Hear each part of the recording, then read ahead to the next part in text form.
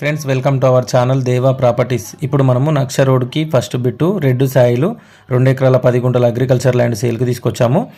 Location చూసుకుంటే Yerraram village, Gundlapalli mandal, Nalgonda district వస్తుంది. Crystal clear title, crystal clear property. Telangana new పాస్బుక్లు అవైలబుల్గా ఉన్నాయి. రైతు బంధు వస్తుంది, రైతు బీమా కూడా ఎలిజిబిలిటీ ఉంది ఈ ల్యాండ్కి.